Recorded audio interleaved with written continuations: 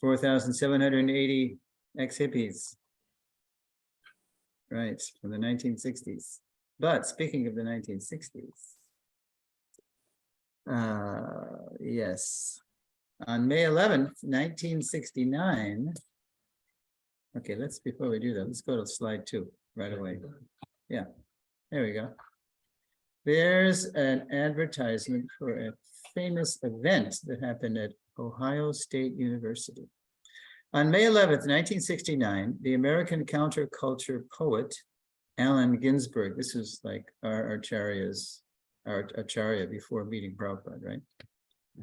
Allen Ginsberg met with Srila Prabhupada at the Hare Krishna Temple in Columbus, Ohio, to discuss their program at the university the following evening, as well as how Krishna consciousness could spread widely in materialistic America. So, you know, Ginsberg had been chanting Hare Krishna since 1963, before Prabhupada even came to America, because he went to India with some friends of his looking for some exotic spiritual experience. And the best thing that happened to him was that he heard the Hare Krishna mantra.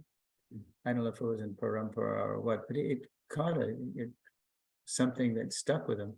And he bought a little harmonium. And he came back to America, and he would show up at all these famous events in the 60s, all these protests. Like he was at the March on Washington for the Civil Rights Movement, and different be-ins and this in and that in. And he would chant Hare Krishna. But it wasn't until he met Prabhupada in 66 at 26 2nd Avenue that his chanting actually gained potency. Then people began to notice his chanting because he was hearing it from Prabhupada, and he was transmitting it with more potency. So here we are, 1969 now, and Prabhupada's movement is a few years old by then. And Ginsberg has come to Ohio State. Has anybody been to Columbus, Ohio? Mm-hmm. Yeah, they fancy themselves. What do they call Columbus? Do you know? They have a saying. They have a banner, a slogan describing Columbus. What do they call themselves? The All-American City. They say if any city represents the true America, it's Columbus, right? So they're kind of conservative, Midwest values. So the devotees had established a little center there, and they invited Prabhupada to come, because there was only a few centers in America then. So Prabhupada accepted the invitation to come. Just a little house on East 20th Street in Columbus. I was there once upon a time visiting. And so Ginsberg came. And so on May 11th, Ginsberg showed up at the little Krishna house in Columbus. And he was... The temple is on the campus. It's right. Well, maybe now it is, but then it was just off campus. And so Ginsberg came to discuss how they're going to do this event. The devotees actually rented the hall, got permission, because one of the devotees was a teacher, Howard Wheeler, Hayagriva Prabhu professor. He was probably a TA, teaching assistant. So he got the hall for the night of May 12th, the following night. So Ginsberg, before he came to the house to meet Prabhupada to discuss that. And also he wanted to discuss with Prabhupada, is it really possible that Krishna consciousness could spread all over America? Is it, materialistic America? So that was the question. So referring to a prophetic text from the Brahma Vaivarta Purana, Prabhupada assured the poet that people everywhere, quote, this is what Prabhupada actually told him, will take advantage of Hare Krishna for the next 10,000 years. He didn't quote the verse, he didn't refer to the verse exactly, but he was referring to a Puranic prophecy. By the way, look at this ad. What did it say? Yeah. Transcendental pastimes, ecstatic illuminations. So there's more you can't even see. It was appealing to the stay high forever mentality of the day, mainly through OSU. Yeah, that was Hayagriva basically. Yeah. Okay, yeah, the Hitchcock Auditorium. They packed it out too. It was, I think, 1,500 was the maximum, but they got over 2,000. 2,000. Yeah, and that was really disturbing to the fire department, but that's another story. Were you there? Were you there? No, but we all heard about it. I mean, I didn't join the movement. I didn't join the movement until 1970, but later on I heard about it. And there's recordings. You can hear Ginsburg talking to Prabhupada. Ginsburg had seen Prabhupada rouse crowds to chant Hare Krishna in New York and San Francisco, right, the radical coasts. But the conservative students at the Ohio State University would present a special challenge. In his book, The Hare Krishna Explosion, Hayagriva Prabhu describes what happened on the night of the event for a rich description of how Prabhupada launched Krishna consciousness in America. There's practically no better book than the Hare Krishna Explosion. I mean, the Lilamrita covers the whole span of Prabhupada's stay with us from 65 to 77, but just that launch in America, Hare Krishna Explosion, is so good because Hayagriva was a writer and a English professor. So I heartily recommend it. I don't think it's in print, but you can probably get it on Amazon or what do they have this thing now? Is it Facebook where you can print on demand? You can get Facebook or one of those platforms to actually print a book for you, even if it's out of print, for a price. In his book, The Hare Krishna Explosion, Hayagriva Prabhu describes what happened on the night of the event. So that's the next night, the 12th. After entering the auditorium, Prabhupada, smiling and glowing. People often noticed that Prabhupada glowed, even if they didn't have spiritual vision, they just couldn't help but notice. Ascended the stage, where poet Ginsburg invited him to lead the chanting. Prabhupada started slowly, singing a simple melody, like what we call the Prabhupada tune, Hare Krishna, Hare Krishna, singing a simple melody, and gradually picked up the tempo while playing hand cymbals. He didn't say kartals. He was writing for a non-devotee audience, so he just had hand cymbals. Then, and this is a quote right out of the book, Prabhupada stands and raises his hands, inviting the students also to stand and dance. The response is immediate. Students in the aisles are first to their feet. Then students in the rows and balconies arise. There is little room for dancing. There's no room. Everybody's packed into this, stuffed into this small auditorium over capacity. There is little room for dancing. A spontaneous bounce catches hold instead. You ever been to a place like Mayapur or anywhere? I mean, India is a good example because it's so crowded a lot of times, where it's so packed in the temple room, you can't even move. You can't even raise your hands because you're just shoulder to shoulder. And when the only way you can move is when the crowd moves and you sort of move with it. You're like part of one big mass of humanity. So as Prabhupada bounces on the dais, the students bounce also. As he waves his arms, they wave theirs, so they were able to wave their arms. He leads them as a maestro conducts an orchestra, until gradually the inherent spiritual rhythm of the mantra itself prevails. The young voice is empowered by the mantra, not even knowing the meaning of the words. They didn't know what the Hare Krishna mantra, but they just caught them. They just were mesmerized by it coming from the lips of a pure devotee. Not even knowing the meaning of the words. Quote, "The amazing fact is that everybody was able to get up and dance," says Ginsburg later, "nearly leaping out of their skins." Unquote. Now, had Prabhupada revealed the Puranic verses directly preceding the 10,000-year prophecy he had mentioned, poet Ginsburg would have likely proclaimed Prabhupada their fulfiller. Let's look at that verse. Next slide. Yeah. Okay. Let's see. Do you go to the next? Yeah, not quite. Not yet.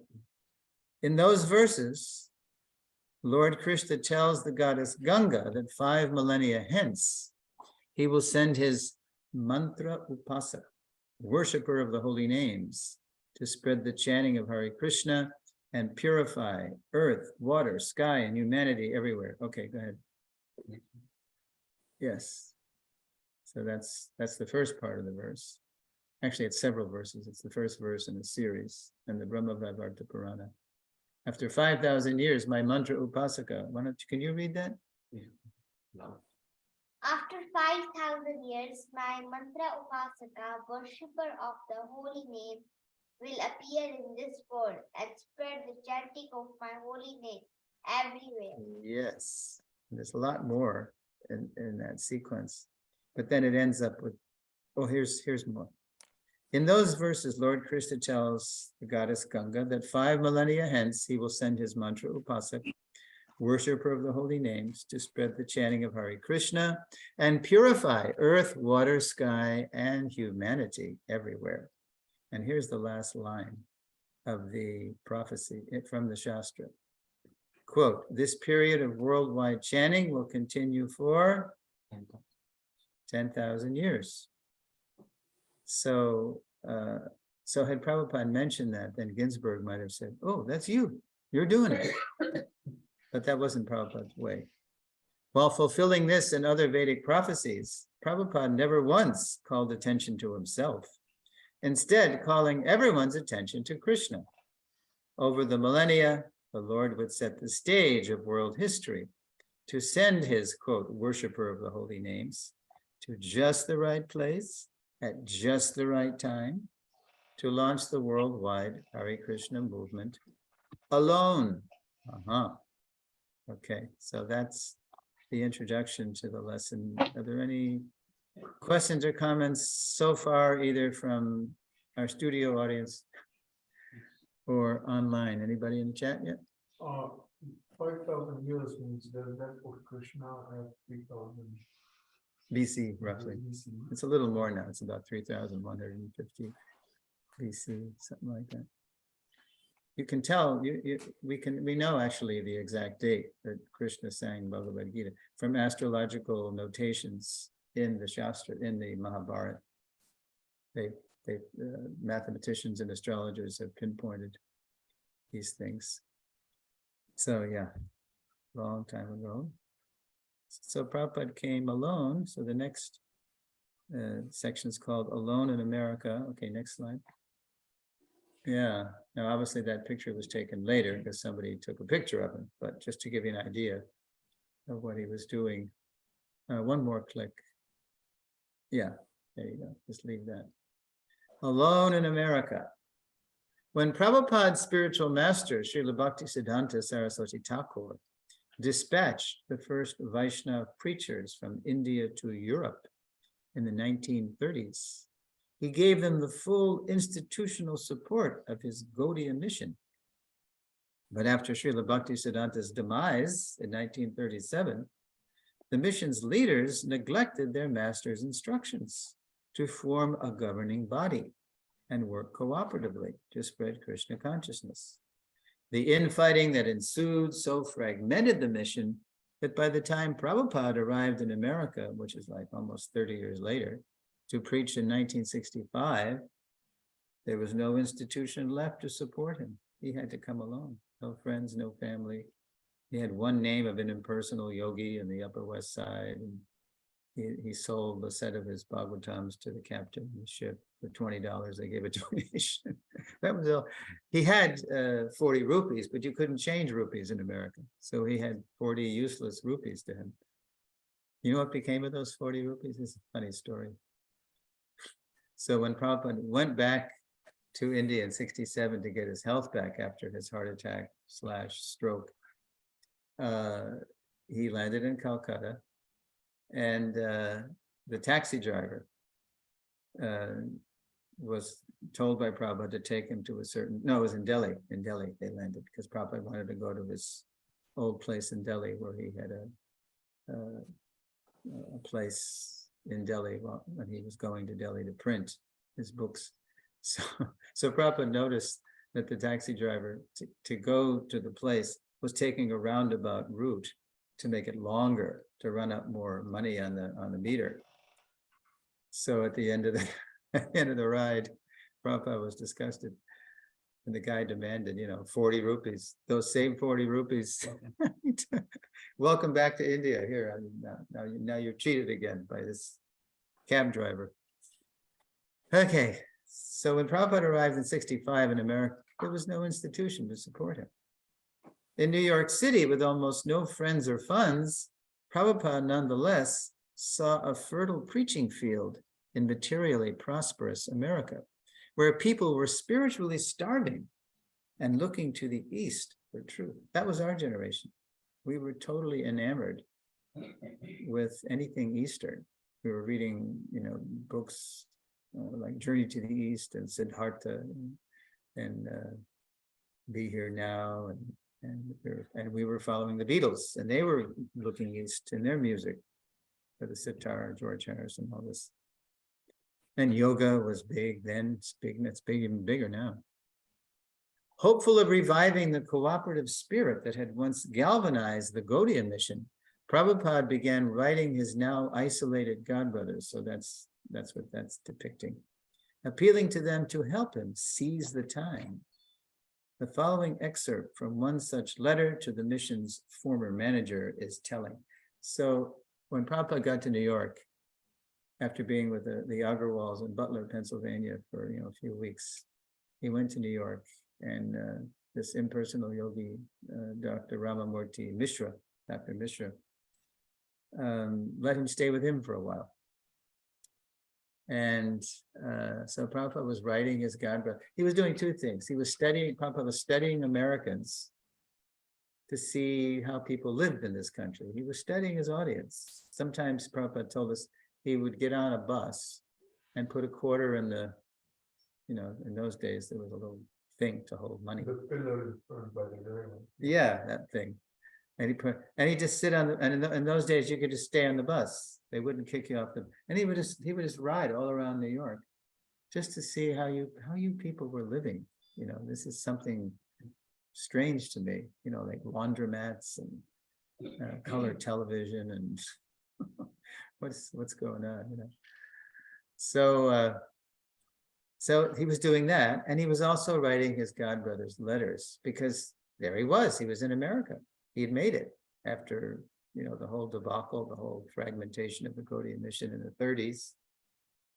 Prabhupada, survived that. It must have broken his heart. Imagine if this got dissolved, how sad we'd be, right? So that was a capital Gaudiya.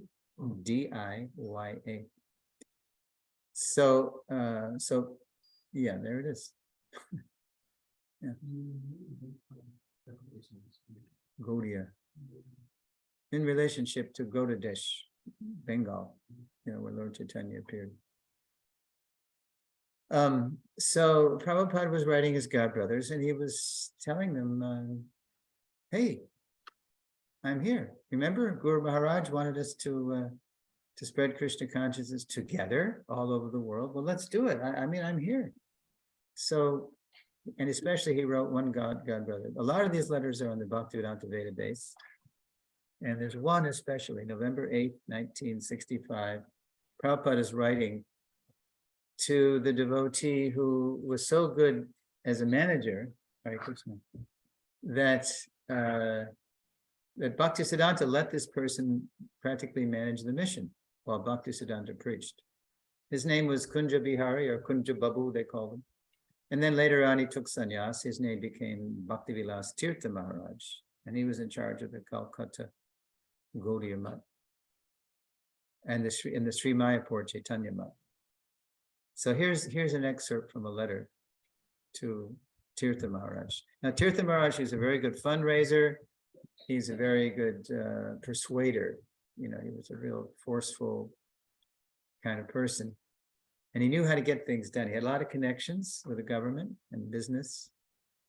And Prabhupada knew that he even told him in the one part of the letter, he said, by Prabhupada's grace, that means Bhaktisiddhanta Prabhupada, you have those Calcutta Marwaris, the business people, in the palm of your hand. You know how to inspire them to give, to spread Sanatana Dharma. Now it's all over the world. Here I am in the West. So, and you have the connections at the government house in Delhi to get those rupees released as dollars in America. The Ramakrishna mission is here. That's the mission started by Vivekananda, right? And they've rebranded themselves as the Vedanta Society.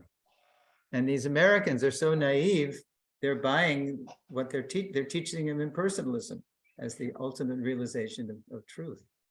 And they're so gullible, these Americans, they're giving so much money, to the Vedanta Society. And they have $1 million skyscraper in New York, Prabhupada said, but we need $1 million skyscraper to preach the real thing, to preach Krishna consciousness. And I'm here, I can recruit, I can manage, simply I need funds. So he's appealing to Tirtha Maharaj, and listen to what he says. Okay, click. All right, how about Rasakeli? Can you read that? So here is a chance for cooperation between us, and I should be glad to know if you are ready for this cooperation. I came here to study the situation, and I find it very nice. And if you are also agreeable to cooperate, it will be all very nice with the will of Srila Prabhupada. If you agree, then take it for granted that I am one of the workers of the Sri Mayapur Chaitanya Mandir. I have no ambition for becoming the proprietor of any much on Monday, but I want working still. Yeah, so he's telling Tirtha Maharaj, look, you can be in charge of it. I'm your servant. Long before the term of how do I put it here? A quote, servant leader, long before the phrase is time. It's a catchphrase now. Everybody's a servant leader, in the corporate world. They're presenting themselves. Prabhupada would still receive no tangible cooperation from his godbrothers. So it kind of fell on deaf ears. In fact, some of them were criticizing him for even doing what he was doing. One godbrother said, of course, if this is not authorized by Guru Maharaj, then your attempt is simply ludicrous. So Prabhupada wrote back, he said, this is not my thing. This is what Guru Maharaj wanted us all to do, remember? And Mahaprabhu said he wants us all over the world. So why are you saying it's my thing? You're not contributing to my thing. This is our thing. We're supposed to be the representatives of Mahaprabhu. So it was very disappointing because too much bad blood had happened in the 30s. They were fighting in the courts over who owns the assets of the Gaudiya Math. They sold the printing press in Delhi, or Calcutta actually. So they were not able to cooperate. They had just been reduced to isolated, elder sannyasis by that time, just maintaining themselves. And they couldn't even think of preaching.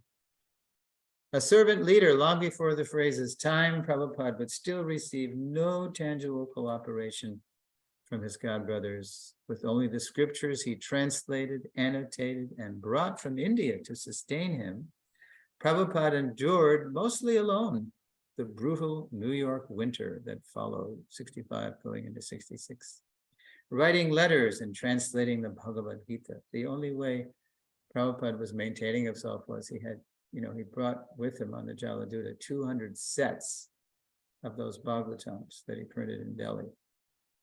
And then they were at the dock in Scindia steamship storage. And then when he needed more, he'd go down to the dock and get some more. But he was just going to little alternative bookstores. There was one, what was that? The Paradox, right? The Paragon bookstore. That was a favorite of his. And he would put them there on consignment. And they didn't move very fast. But because they were so exotic, these brick-colored Indian English Bhagavatams printed on very coarse kind of paper with very, strange to the American ear English. But it was exotic too. It was, if you took time to read them, you saw it was all about the absolute truth. So it did take time, but eventually when Prabhupada got followers, they were better than gold, those books. So he would say, yeah, here I am, an old man with just a few books for barely getting eatables, Prabhupada said.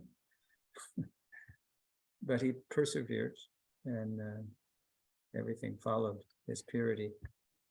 Okay.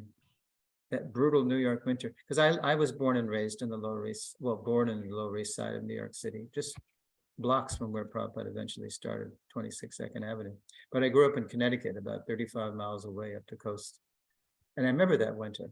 It was, whew, it was wicked. I mean, snowstorms, ice storms, and there's Prabhupada in his little Swami hat, you know, and there's some overcoat somebody had given him, and his pointy white slippers, you know, just trudging through the snow and ice, and with wind gusts that would take a person's breath away, you know. Whew. But Prabhupada, he just persevered. And the first time he ever saw snow, personally, and of course he'd seen it in pictures, like in the Himalayas, but the first time he saw snow, he woke up and he saw out the window, the building next door, it was all white. And Prabhupada said, I thought someone had whitewashed the building. But it was the real thing. We had to walk through it. Okay, so that was Alone in America. And the next section is called From Obscurity to Swamiji. So in 65, when he came, nobody knew him. Obscurity. But in 66, he started to get a little following. From obscurity to Swamiji. Not quite. The following spring, Prabhupada relocated to a loft in New York's infamous Bowery district. Rife with derelicts and crime, the district was dangerous. Actually, it's nicer now. It was really the lowest place in New York, and so much crime, drugs, and just dirt.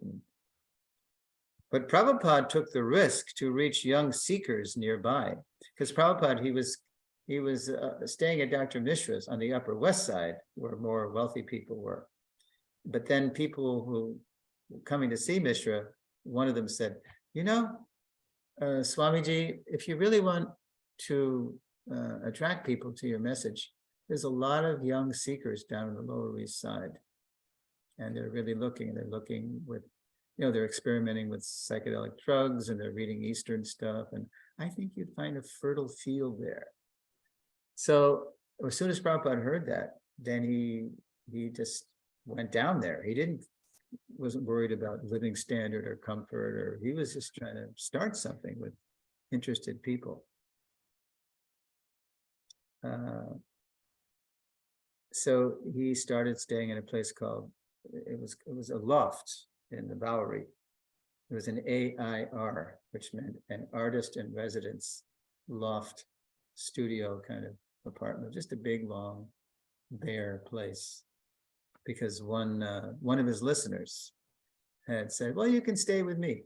And Prabhupada didn't know the guy, you know, where he was at, if he was trustworthy or whether. Prabhupada said, okay, let's do it, let's go. In the loft, Krishna sent Prabhupada a few regular listeners. This is when Mukunda first came, and Umapati, and who else? Well, others who came, who didn't last long, but anyway, he started to get some regular listeners. This is 66. 66 now, you're right. 66 winter, spring, like February, March. Yes. In the loft, Krishna sent Prabhupada a few regular listeners who came to his aid after his young LSD-crazed loft mate attacked him, forcing him to flee. So this person who let him stay in the loft with him he probably took some bad acid or something, some, you know, LSD, you know, bad LSD. There's pure LSD and there's corrupted LSD. So anyway, he was having a bad trip. And he got really ferocious, and he started chasing Prabhupada. So Prabhupada had to run out of the loft, run downstairs, he ran into a phone booth, and he called Michael, who became Mukunda eventually. Michael, this isn't working. I need to get my own place. Can you help me? So Michael said, oh, yes, Swamiji. So I'll get right on it. And in the meantime, I think you can stay with James. Was James Green, who became Jagannath. Oh, no, it was Carl Jurgens. Carl Jurgens and his girlfriend, Eva. And Carl became Karlapati. Yeah. But anyway, Prabhupada he went to, I think Michael came over and gave him a ride to, James, Carl Jurgens' place. And there's Prabhupada again, staying with other people, right? A hippie, a jazz musician, actually, with his girlfriend, and then Prabhupada had opened the fridge to put his boga in there, and there's cat food, right. Had a cat. And so Prabhupada later told us, he said, yeah, I had to tolerate so much, So what was I to think? If I put my boga next to the cat food, what was I going to think? Oh, my rules and regulations. I'm a sannyasi. I can't do this. I can't. So no, but Prabhupada just tolerated it. He just kept on. Whereas nobody in the Gaudiya Math would have even considered this. They wouldn't even have crossed the ocean. Hindu, holy men don't traditionally cross the ocean to associate with mlechas, yavanas, barbaric people like us. So he told us this later, bit by bit, we gradually realized what Prabhupada had to endure. Still don't do that. Jain ones don't do that. Yeah, but Prabhupada is more compassionate. He tolerates. Okay, so who came to his aid after his young LSD-crazed loftmate attacked him, forcing him to flee. With the regulars' help, Prabhupada at last secured his own place, a cheap storefront on the city's Lower East Side. Okay, slide. There's a collage. And there's actually some mistakes in there, but it captured the mood. Like, you see the Twin Towers on the left? There were no Twin Towers then. It's just an anachronistic collage. And look at the address. What's wrong with that address? It says 26th Avenue. What's the actual address? 26th 2nd Avenue. But whoever threw this together didn't really care about historical details. But it did capture. This is not the original picture. No, this is just a collage of this is actually a shot of the storefront, but then they put other things in there. There's the Statue of Liberty there, and it's like trying to capture the mood of New York, but it's not. It's not accurate actually. I think this painting is still there in that storefront. Still there? Yeah. Okay. That was the first worshipable image, and when Prabhupada got his first. Not his first, but his first steady artistic disciple, who was a lady, Jadharani, who became Jadharani. Prabhupada gave her a little picture of the Panchatattva from India, and he said, paint this, paint it bigger. And then they started worshiping the Absolute Truth in 5 features, Mahaprabhu, Nityananda, Advaita, Srivas, Gadadhar. Okay. Prabhupada at last secured his own place, a cheap storefront on the city's Lower East Side. An unlikely venue for an international society, but Prabhupada worked with what he had to work with. There was no money.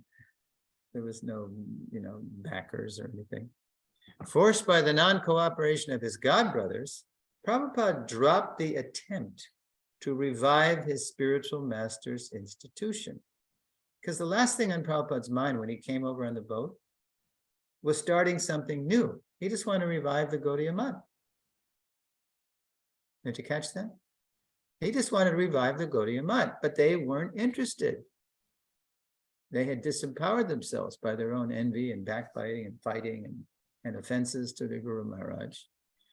So Prabhupada realized that what Lord Chaitanya and his Guru Maharaj and the whole Parampara was asking him to do was to start something new, start a fresh branch, make a clean break from the debacle that had been the Gaudiya Math, and start his own branch. He didn't intend to do that. He didn't come over in the boat intending to be the founder Acharya of a new, no. But they forced him to do that. So that was actually worked in Prabhupada's favor. Forced by the non-cooperation of his godbrothers, Prabhupada dropped the attempt to revive his spiritual master's institution, and instead, at 26 Second Avenue, on July 13th, 1966, he officially launched, quote, the International Society, International, it was just a little hole in the wall. But Prabhupada was thinking the whole world, big. The International Society for Krishna Consciousness, unquote, a brand new branch of the same Gaudiya Sampradaya. And why this date? Because there was a sympathetic attorney, Stephen Goldsmith, a Jewish lawyer in the Lower East Side. He liked spiritualists and he liked to help people who were trying to do something spiritually become legal so they could actually function. So on July 13th, Mr. Goldsmith came over to the storefront with incorporation papers. And there were articles of incorporation. And included in the articles were a list of, quote, the 7 purposes of ISKCON. You probably heard that, right? And then at the bottom, you see, in the original papers, you see Prabhupada's name. And then he has to have, officers in the corporation. So he has whoever's handy, Raymond Murray, who became Ray Rama later, and Michael Grant, who became Mukunda. And there was one more, I forget who it was. I think it might have been James Green or Carl Jurgens. Anyway, they became the titular, nominal, vice president, treasurer, secretary, just to get names on a paper so they could function in New York State. Okay. Empowered by Srila Bhaktisiddhanta, Sri Chaitanya Mahaprabhu, Krishna's golden avatar, and his spiritual forefathers, Prabhupada inspired a growing flock of followers that summer to chant Hare Krishna and take up the process of Bhakti Yoga. No small miracle in 1960s New York City, the capital of do your own thing. I mean, you could think, oh, Prabhupada had it easy. He had a whole counterculture to draw from. But that counterculture was wild. He had to be a lion tamer to get people to follow the disciplines of bhakti. So if you hear those early recordings, Prabhupada always had kirtan, and he'd speak. It was mainly kirtan for like a half hour. Then he'd speak for 20 minutes. And then he had more kirtan. He was just giving them a higher taste through the chanting of Hare Krishna. That was his program. And that was Mahaprabhu's program. For the masses, it was kirtan and prasad. And then he'd cook for everybody, right? So he got them hooked on chanting Hare Krishna and Krishna prasada. But he also did have philosophy because they were seekers, and as degraded as they were philosophically inclined. No small miracle in 1960s New York City, the capital of, quote, do your own thing. He did it by stressing the do's more than the don'ts, the chanting more than the taboos. He didn't stress the regulative principles. He stressed the higher taste. And this is what Rupa Goswami did. Yena tena prakarena, somehow or other, get them, mana Krishna niveshaya, get them to become Krishna conscious, get people to become Krishna conscious. Sarve vidinishedhasyor etayor eva kinkaraha. All the rules and regulations of the Shastras should be made servants of this highest principle of getting people to be aware of Krishna, mainly through the chanting, and also hearing Krishna's words, the philosophy. And it worked. By late November, after a few groups of devotees had received initiation, one of the earlier initiates approached Prabhupada. So Prabhupada actually initiated 3 batches of people before, because Prabhupada knew that he couldn't demand people follow rules and regulations. It had to come from them. They'd have to approach him. Although he mentioned the rules and regulations, he didn't stress them. He just stressed the chanting. So finally in November, after a few groups of devotees had received initiation, one of the earlier initiates approached Prabhupada. Swamiji, what did you say the rules are for this practice? What are the rules again? Because they were interested. Because they saw this Swami was amazing. They wanted to be like him. We want to be like him. He's staying high forever. That was their goal. And we're always coming down. We're always coming down from our drugs. But we want what he has. So what is this? How do you practice this? Bhakti yoga again? What's the rules? Just what Prabhupada had been waiting to hear. For he knew they would follow the rules only when they were ready. The next day, November 25th, 1966, Prabhupada posted the regulative principles of Krishna consciousness on his apartment's bathroom door. There was the storefront, and then behind the storefront there was a courtyard, and then there was apartments. So Prabhupada's up in 2C. So why did Prabhupada post the rules and regulations the next day after? Because everybody goes to the bathroom. Yeah, and they used his bathroom. Sometimes Prabhupada had to stand in line for his own bathroom because they were so unaware, unconscious, shameless, you might say, that they just go and use the Swamiji's bathroom, and then they'd eat the Swami's cooking, and then they'd wander out, or they just stay there and lie around the storefront. But gradually they started to feel gratitude towards Swamiji. So they thought, maybe we should do something for him. And the idea of dakshin, giving back. So yeah, you're right. So Prabhupada knew that, they're all using my bathroom, so they'll read this. So you might have seen this piece of paper. Sometimes it's in temples, framed. It's just Prabhupada's handwritten words. Dated November 25th, 1966. All initiated devotees must avoid any kind of intoxicating habit, avoid any kind of illicit sexual connection. What else is there? Must not mix intimately with non-devotees. It reads like a mini Hari Bhakti Vilas for the Lower East Side of New York City for 1966. And when some of them, depending on who they were, when they read the notice, they thought, wow, this is what we signed up for, huh? They couldn't believe it, So, yes. What was the reason like Prabhupada did not say them in the lecture right away? He did, he mentioned, but he didn't stress them. He stressed more the chanting. And just like at the first initiation, just before the first initiation happened on Prabhupada's Vyasa Puja Day, September 9th, 1966. So what's the day before Vyasa Puja? Janmashtami. So on Janmashtami Day at 26 Second Avenue, Prabhupada announced that morning. So today is Krishna's birthday. So we're going to fast all day. I mean, these are people who are just, out of control with their senses, right? So Prabhupada's saying, so we're going to fast, but we're going to chant, we're going to sing, we're going to hear about Krishna's, I'll tell you about Krishna's pastimes.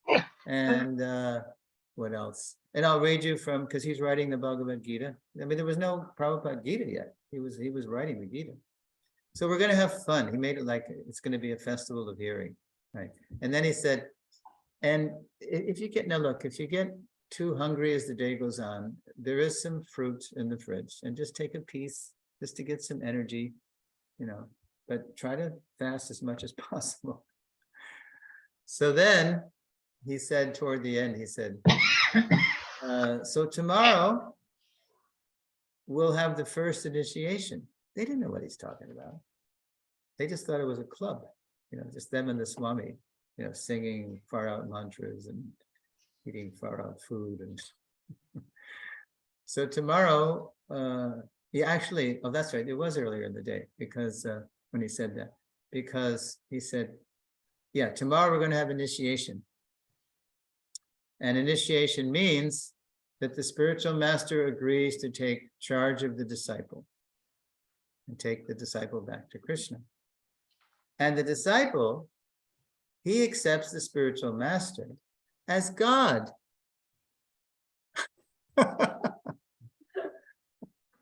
He did that deliberately to blow their minds because he wanted them to ask him what that meant. Because all along he'd been preaching that, because there's so many bogus yogis, swamis, and gurus coming to the West. So he said, anybody who says he's God is dog. And now here he's saying, that you have to accept the spiritual master as God. And then he said, any questions?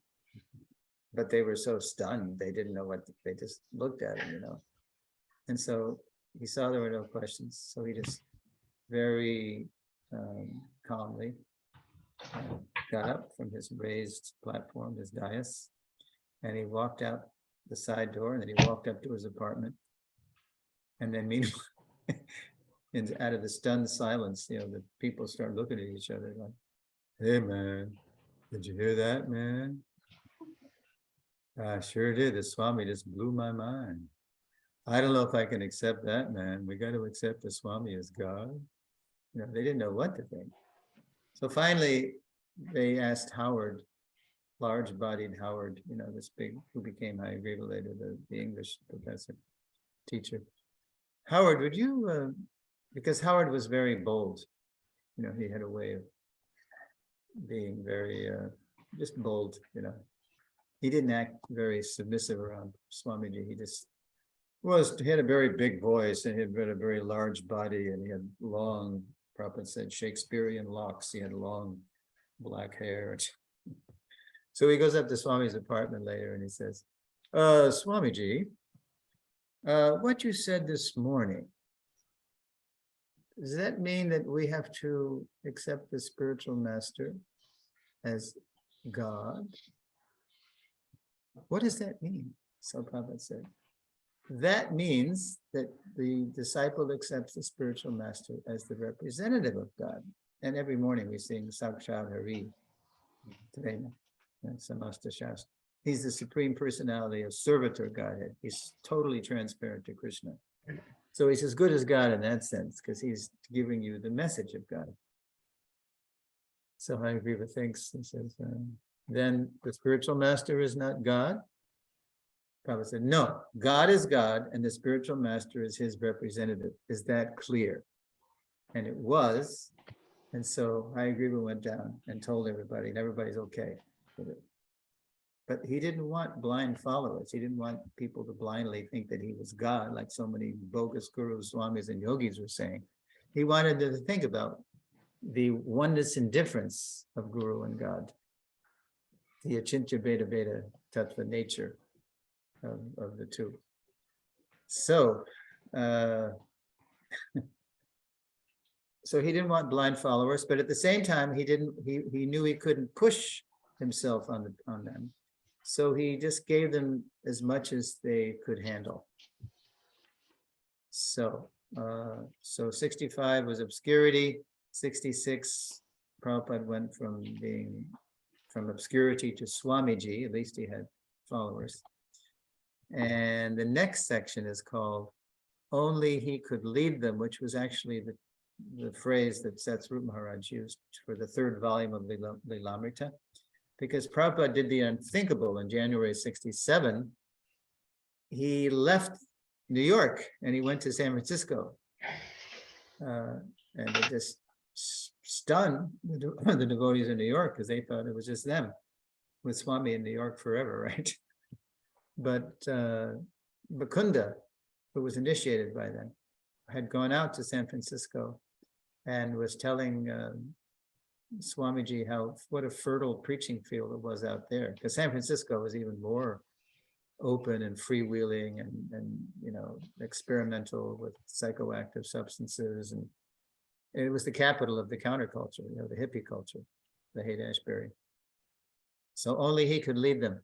In January 1967, Prabhupada followed the counterculture trail to San Francisco, where disciples had opened ISKCON's second temple. It was another storefront, because again, no money. And that was the template. That was what the example Prabhupada had shown. You get a storefront and where there's cheap rent. And so they did the same thing. They didn't have any money either. So it was 518 Frederick Street, right in the heart of the counterculture, right near Haight-Ashbury, which is the epicenter of the counterculture. There, Prabhupada inspired a new wave of devotees to chant Hare Krishna and serve Lord Chaitanya's mission. As in New York, the young aspirants marveled at Prabhupada's pace. a whirlwind of chanting, teaching, worshiping, cooking, public preaching, private speaking, initiating newcomers, and translating scripture during the wee hours while everyone else slept. When Prabhupada returned to New York in April, despite his 70+ years, the pace continued unabated. For his first followers, this was all part of the wonder that was Swamiji. So it was quite a shock when toward the end of May, this is back in New York now, Prabhupada suffered a heart attack and stroke. He was their absolute shelter.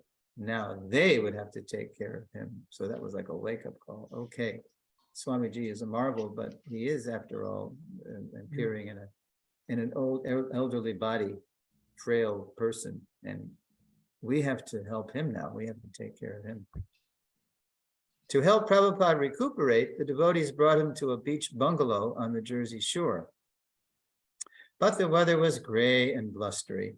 So with the doctor's permission, Prabhupada flew to San Francisco, where the devotees hoped the California sunshine would heal him. Has anybody ever lived in the Bay Area or been to the Bay Area? No. Recently, You did? Yeah. Okay, when? like around May. Yeah? Okay, so that is pretty warm Yeah. time. But in the Bay Area, it never gets very warm. It's always windy and it's chilly.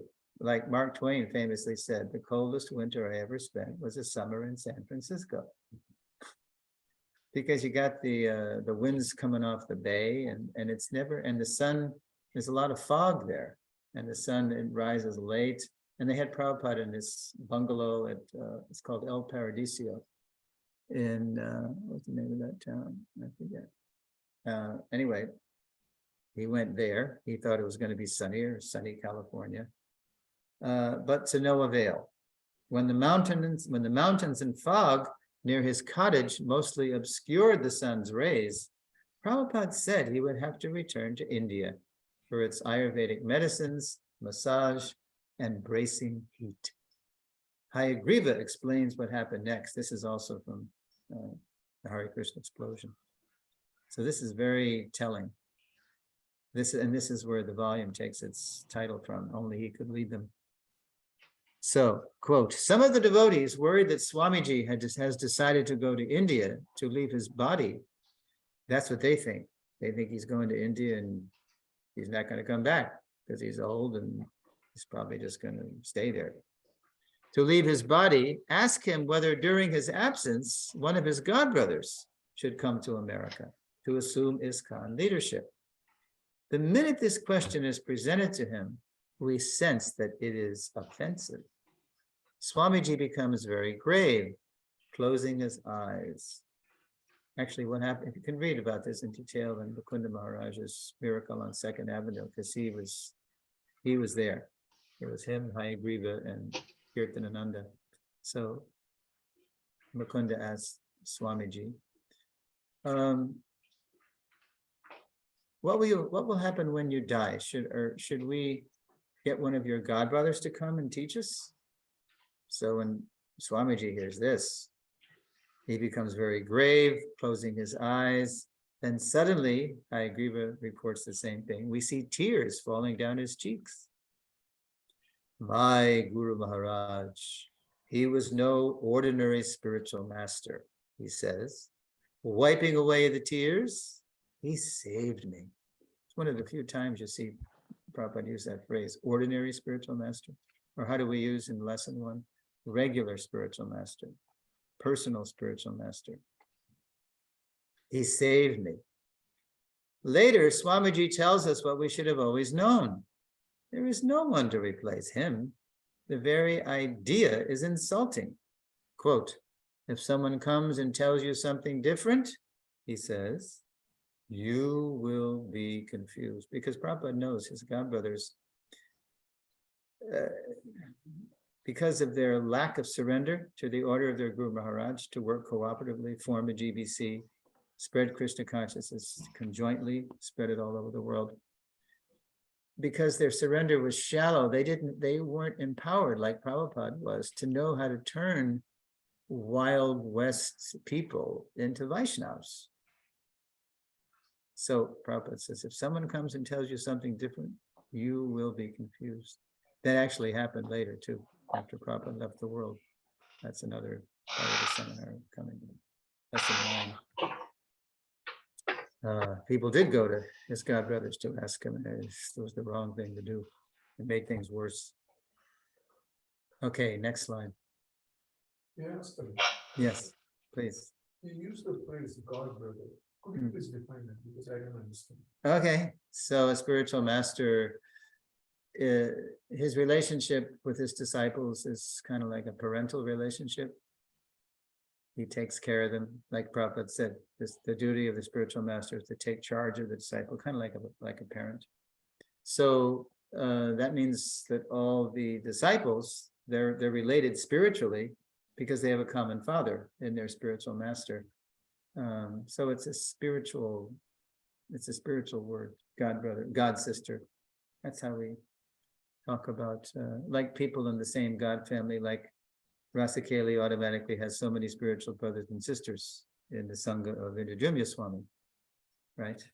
And of course, we're by extended family, we're all related to Prabhupada as the founder Acharya, but still within, within disciples of a spiritual master, there's a group.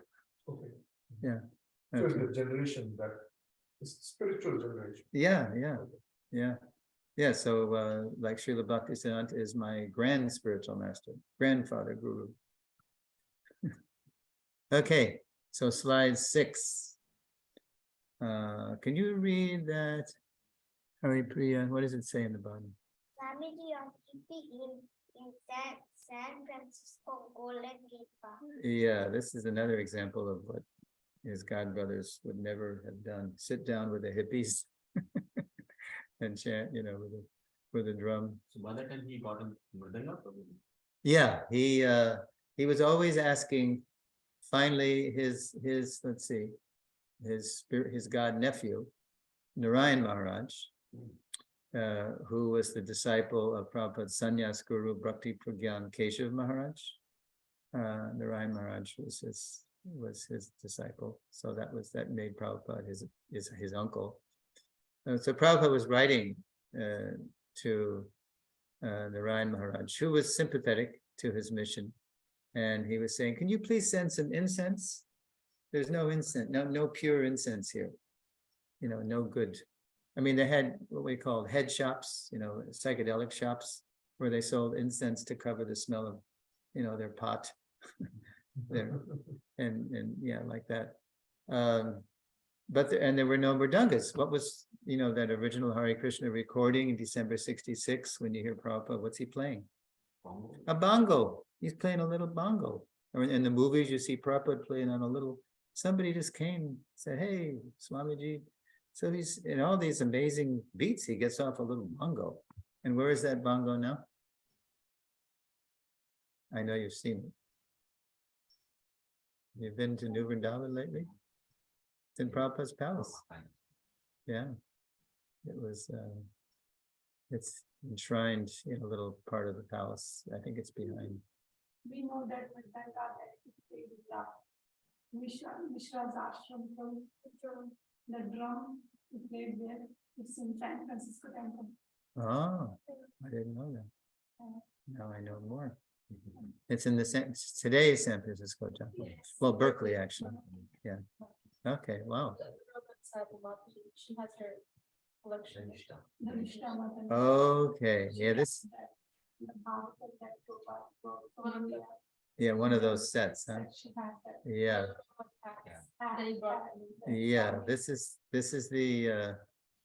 this is what's happening more and more, because I went to the LA Rath Yatra recently. And if you've been to the Los Angeles temple? Right, so they have Prabhupada's quarters. You ever go up there? Take a tour with Jagadambika Mataji. So I was just there in August, and me and another devotee from Tucson, she gave us a real royal tour.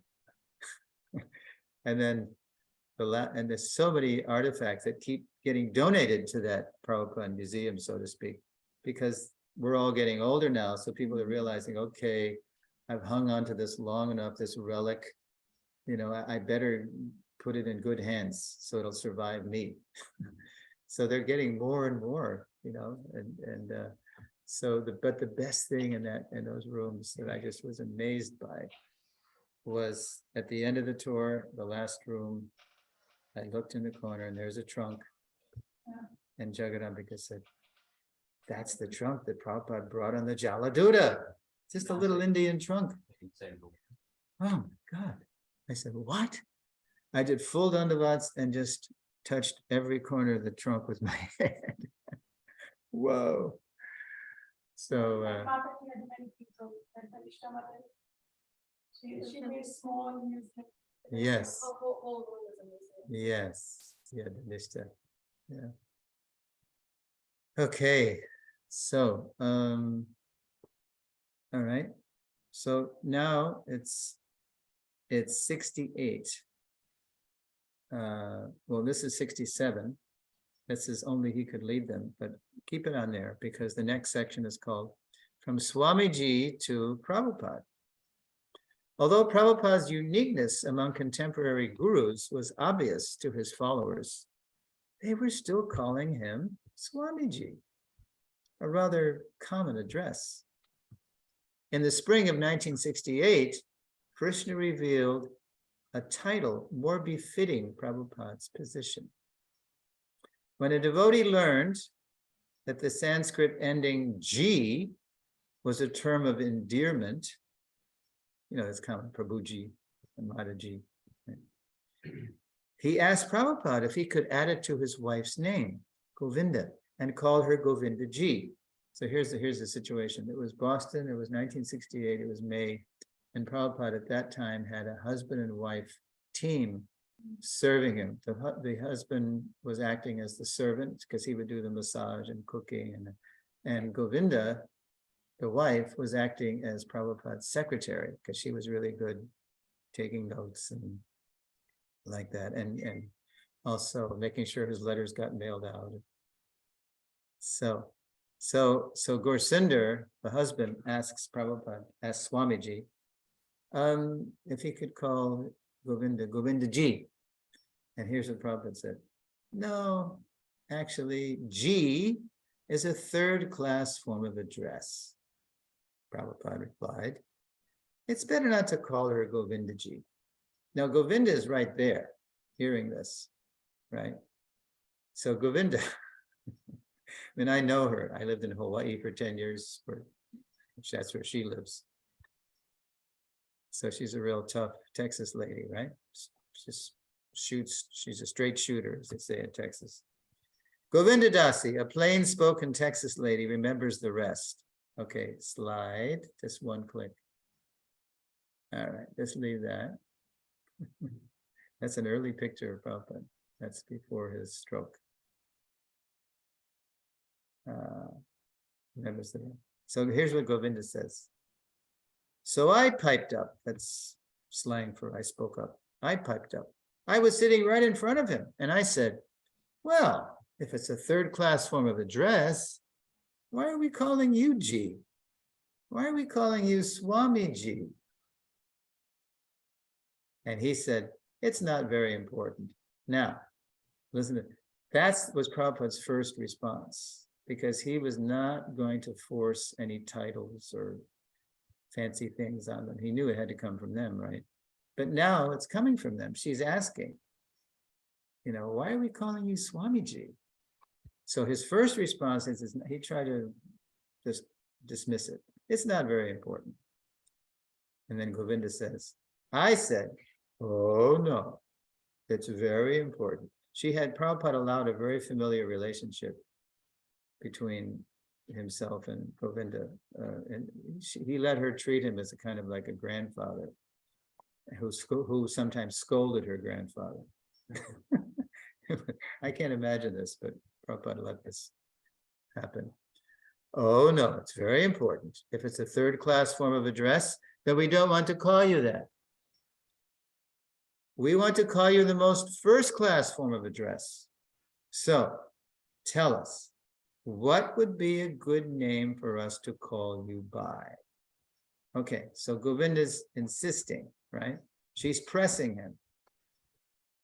And she says, And he was very humble, very reluctant, but I pressed him. We've got to change this. So when Swamiji sees that his disciple is pressing him, now listen to this. Okay, next click, just one more click. Okay. All right, let's see. How about Ritu Mataji? Can you read that?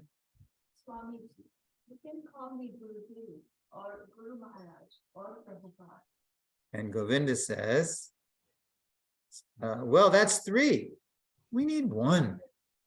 So which one is the best? One more click.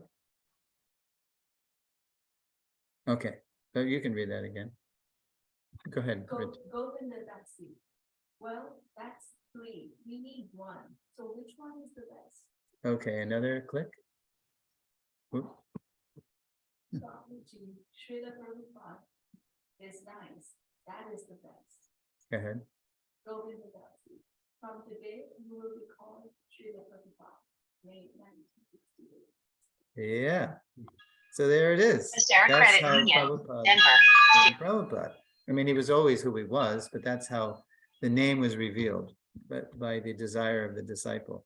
So what is Srila? Srila is also like an honorific. Sri, beautiful. Srila, Sripad, Srila, Sriman. It's like a, it's a term of respect. Yeah, right. Never demanding respect, but nonetheless commanding it by his own endearing example. Prabhupada had seized Krishna's teachable moment to quietly disclose the appropriate address. In the disciplic line, there are many Gurudevs, many Guru Maharajas, but Prabhupada is a guru of gurus. Quote, a master at whose feet all masters sit. So Prabhupada, he threw out 3, but then thinking, way down the road for 10,000 years about how, his position should be central, because he's the founder Acharya. He said Prabhupada is the best. So they started calling. But some of them, even when Prabhupada said that, and Govinda spread it around, some people didn't like it. They thought, oh, Swamiji, it's so much easier to say. It kind of rolls off the tongue, Swamiji. But Prabhupada is kind of a mouthful. But gradually they got used to it. Okay, so that was how Swamiji became Prabhupada. And now the next one happened about a year and a half later, the month I joined, July 70 in Boston. It was also Boston. From Prabhupada to founder Acharya.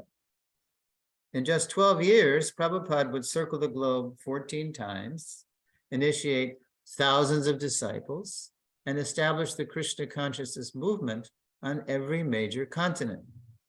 During his travels, he would found over 100 temples, schools, farms, and restaurants, all while writing and publishing dozens of translations and commentaries on foundational Vaishnava scriptures. But success would bring enemies too, the worst from within. In 1970, after critical remarks by a few of his godbrothers negatively influenced some of Prabhupada's leading disciples, Prabhupada asked a dozen trusted disciples to help him form a governing body commission, as Srila Bhaktisiddhanta had also requested his disciples. And Prabhupada did that to protect ISKCON and ensure its continuance. So, yeah. So it started in the spring of 70. There were letters coming from a few of my godbrothers who were over in India by then. And they were just passing on what some of Prabhupada's godbrothers were saying about Prabhupada. Because they knew him as the householder, from the 19s and 20s and 30s, who was a good businessman. And that's what one of them said was why he was so successful in America, because he knew how to fundraise, he knew how to organize like that. And so, I mean, it was so not recognizing that Krishna had empowered Prabhupada to do what he did. He did what nobody else ever did, but they were just minimizing Prabhupada's contribution. And it was affecting some of Prabhupada's leading disciples. They were thinking, oh, we're offering all respect to Swamiji, to Prabhupada, and now we're learning that he was just a businessman who was good, he had skills, and that's why he was successful. So when Prabhupada, when he heard about this, he knew exactly where it was coming from. He knew the God brothers who were likely to say this. So to protect ISKCON from this kind of, gossip, and to ensure that it would survive Prabhupada's own demise, he never knew how long he had to live. He was elderly. So Prabhupada, he formed a governing body. And again, it was just like the first disciples didn't know what initiation was. Well, they didn't, even the people who were on this governing body, Prabhupada just named them. And they were basically householders. There was hardly any sannyasis then. To help him to help him organize ISKCON better, to protect ISKCON and ensure its continuance. On July 28th, I had joined about July 14th in the Boston Temple, mid-July. On July 28th, a legal document called Direction of Management listed the GBC members and officially referred to, quote, His Divine Grace, A.C. Bhaktivedanta Swami Prabhupada, as ISKCON's, quote, founder Acharya. Slide.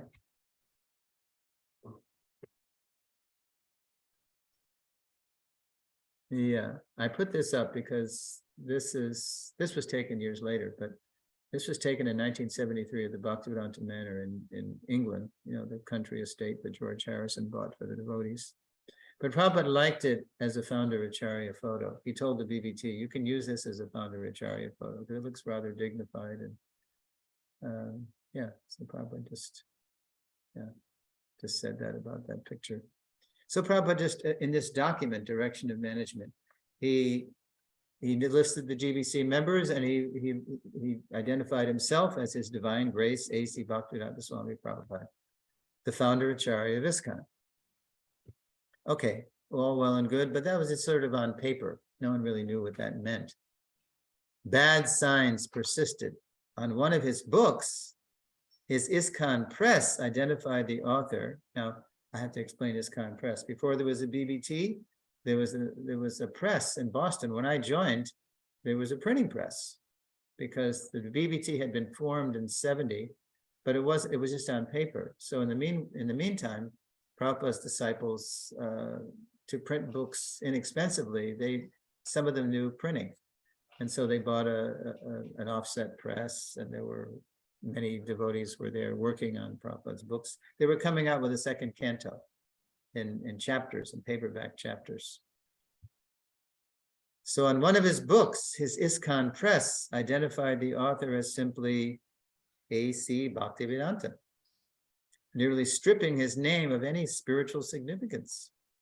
When his new publishing house, the Bhaktivedanta Book Trust, moved into its headquarters, that was a few years later, Prabhupada saw nothing on the building identifying the organization's name or founder.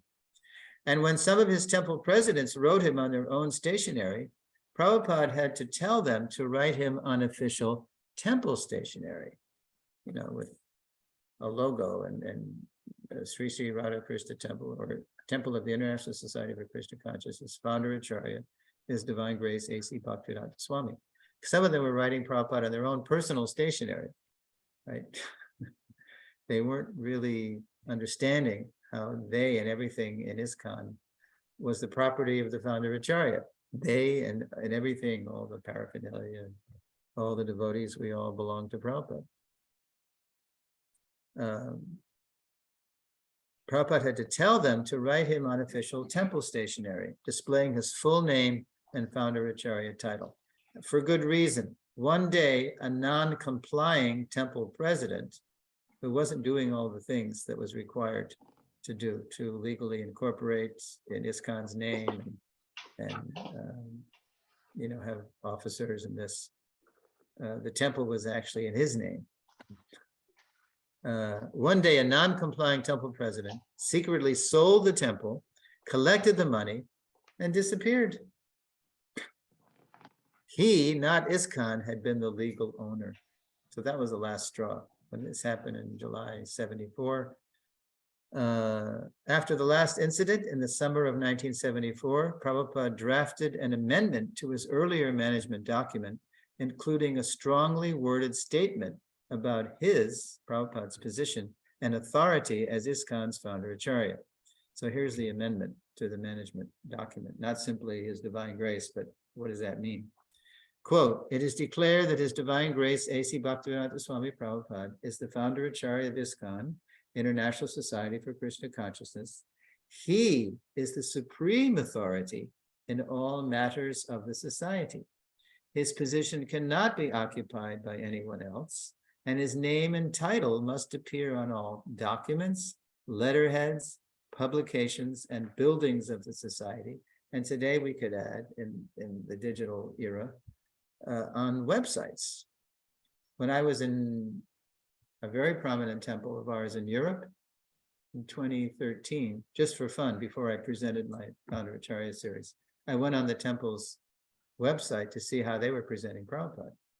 I couldn't find him. He wasn't even there. Finally, I saw one tab on the homepage that said history. I thought, oh no, don't tell me. I clicked on it.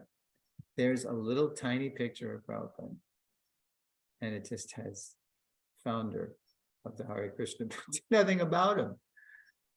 So aghast, I'm there to present a whole series on raising founder Acharya consciousness.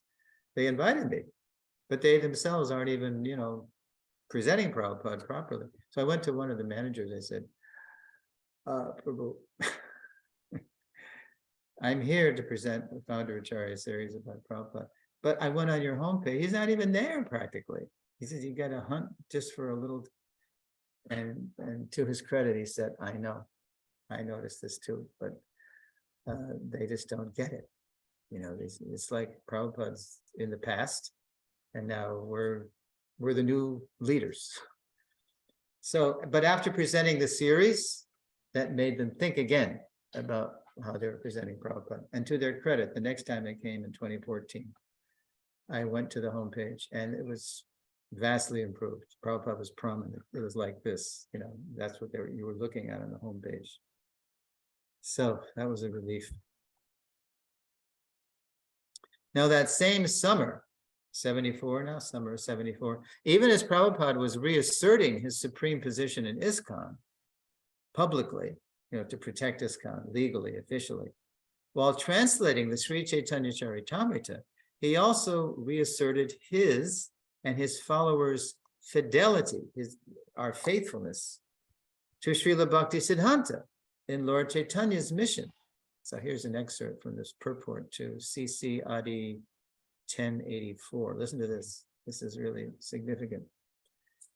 As members of the Krishna consciousness movement, this is right in a purport, CC, we belong to the family or disciplic succession of Saraswati Goswami. And thus we are known as Saraswatas. Obeisances are therefore offered to the spiritual master as Saraswat Deva, or a member of the Saraswat family, parenthesis, Namaste Saraswati Deve, whose mission is to broadcast the cult of Sri Chaitanya Mahaprabhu, parentheses, Gauravani Pracharane, and to fight with impersonalists and voidists, Nirvishesha, Shunyavadi, Paschat, Yadesha Tarine. And that's a good reminder that this is not simply a personality cult of one person who came to America, but we belong to a whole lineage going back to Lord Chaitanya. Prabhupada was hopeful that if his followers would do as he was doing, keeping his movement connected to its spiritual roots while creatively fulfilling Lord Chaitanya's desires, they would survive the ravages of time and eventually carry Krishna consciousness to every town and village on earth. And that is the end of our Srila Prabhupada lesson. And I'd like to see if you have any questions or comments or additions. Hari Priya, do you have anything? No? Yes. So probably we being part of the society, we can understand why Prabhupada was emphasizing, and you kind of told some of one incident that the temple property was sold, and like you just want to like enforce one more time, like no, like definitely it will be clear, I guess, in the next slide, but why Prabhupada was so strong about, Yes, like, he didn't want his name or anything, we saw that in the early slides. yeah, But now in the society growing up, he wanted his name, like, you know, fully mentioned as a founder acharya. yeah, founder Acharya. So, Well, again, he, as I said, the last thing on Prabhupada's mind was starting anything new and assuming some, some big title like founder Acharya. But that was, he realized that Lord Chaitanya and his Guru Maharaj were obliging him to do that, make a clean break from the Gaudiya Mat. And even before Prabhupada left this world, there's a nice incident of Mayapur, 1976. In 1973, when Prabhupada was just establishing Mayapur, Prabhupada took some of his followers across the river, across the Ganges, the Ganga, to his godbrother Bhakti Rakshak Sridhar Maharaj's mutt at the Devananda Saraswat mutt. It was a very nice, congenial visit because they had a good, even after the Gaudiya Math broke up, Sridhar Maharaj and another godbrother, Bhakti Saranga Maharaj, would come to Calcutta to see Abai, what do they call him? Abai Babu. And they were the ones that gave him the title Bhakti Vedanta. Because when Prabhupada let them stay, Prabhupada gave them some rooms to stay in as a base in Calcutta for their preaching. And then Prabhupada got their association and they were having Bhagavat Katha and it was very nice. And then Prabhupada showed them some of his writing. He was starting to write his own Gita commentary, translation and commentary, because he had this idea of a mission. He didn't know how or when he was going to go to the West, but he knew Bhaktisiddhanta wanted that. So he started writing and they were very impressed what they read. It was more or less the introduction to the Gita, what became the introduction that we know in Prabhupada's Gita. When is this? This is around 19, where is it? When, around 1940, 39, 40. Yeah, he probably was a householder. He had gone back, he had given up trying to become a rich person with pharmaceuticals. And so he was back in Calcutta, just making a little pharmaceutical to maintain. But mainly he was interested in, Bhagavatam and Krishna Katha.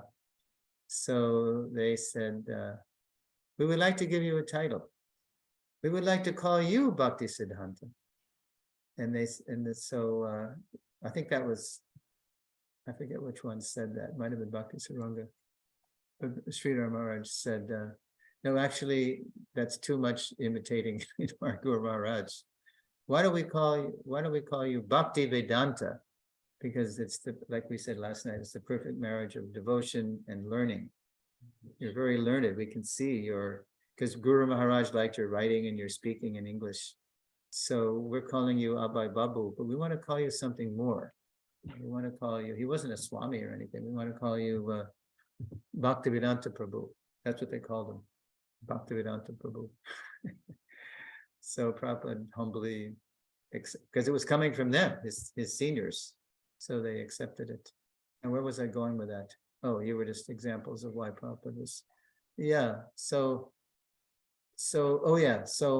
they had a visit. So Prabhupada, after he started the movement, and there he is coming with his disciples, back to India, and he paid a visit to Sridhar Maharaj, his old friend in Navadvip at his Devananda Saraswat Mat.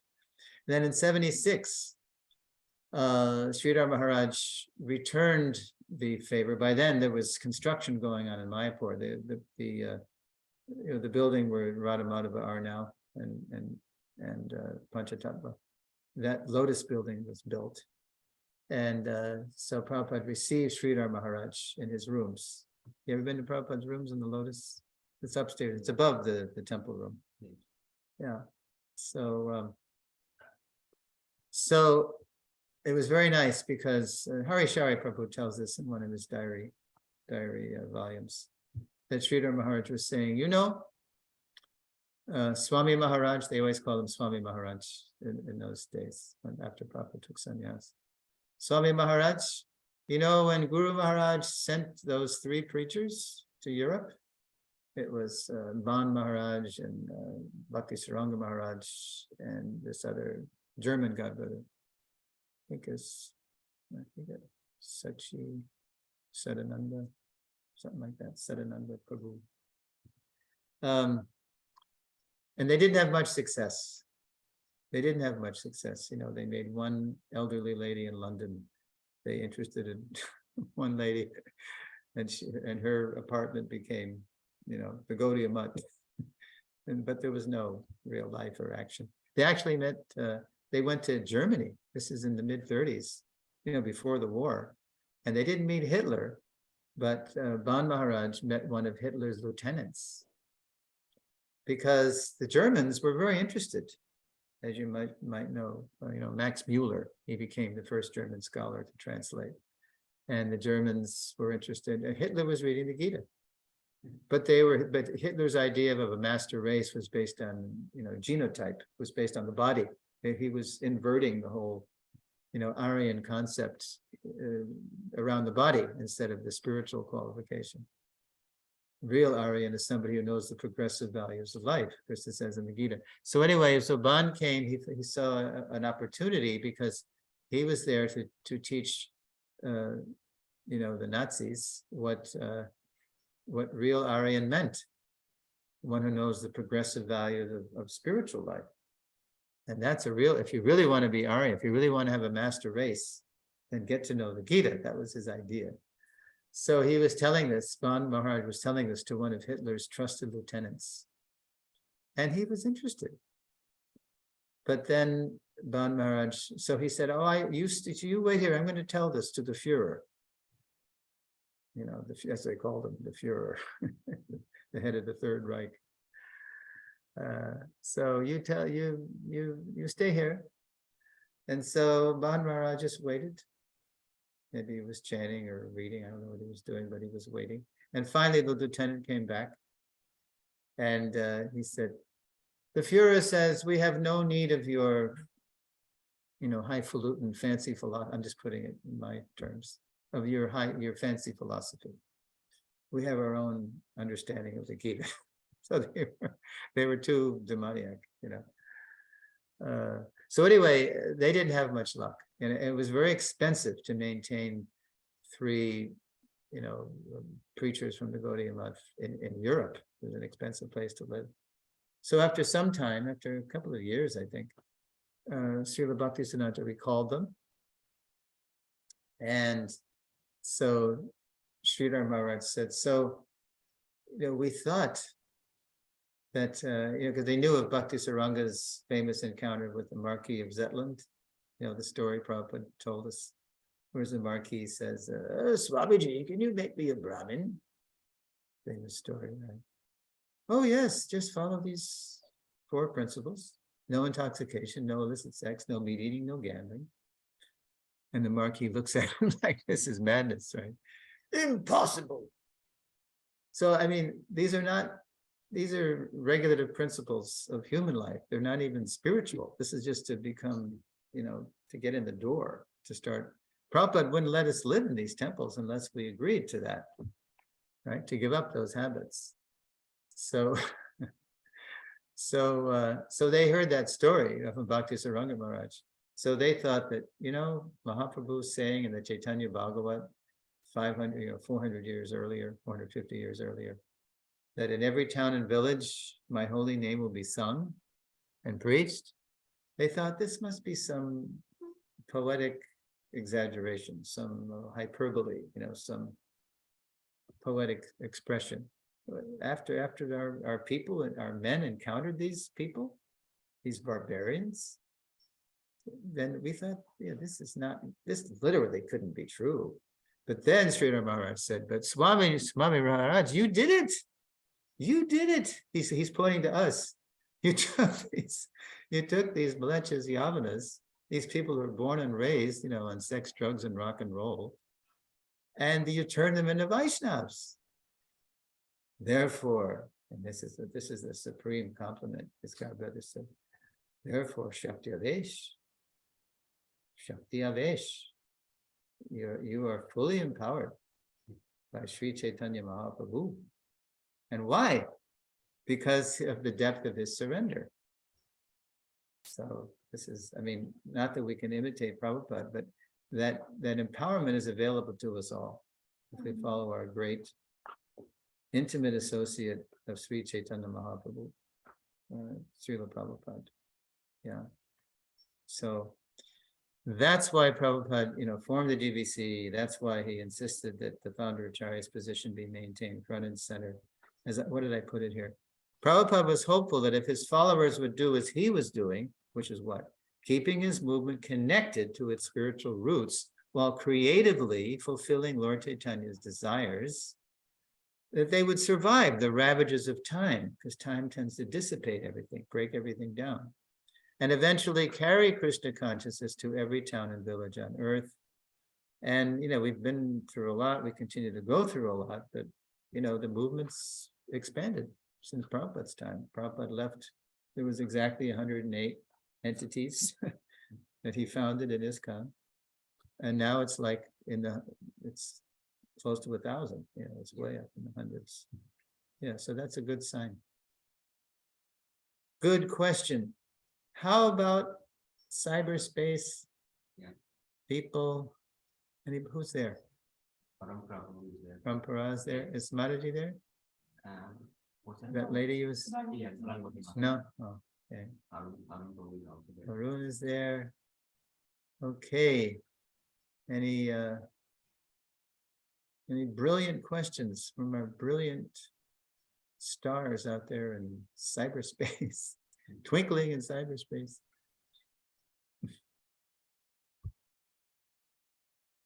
Nothing? Oh, it's getting late.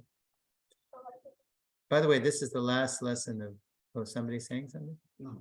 Okay, this was the final lesson of the Sambandha section, where I tied up, Sambandha means the lessons that deepening our relationship with Prabhupada. Now, starting the next lesson tomorrow night, we're going to start deepening our commitment to his mission. So it's called his mission's roots. We have to deepen our commitment to the mission. We have to know where it comes from. So we're going to go all the way back to 1920s when Prabhupada met his Guru Maharaj. Yeah. Okay. Thank you. Jai. Thanks for coming.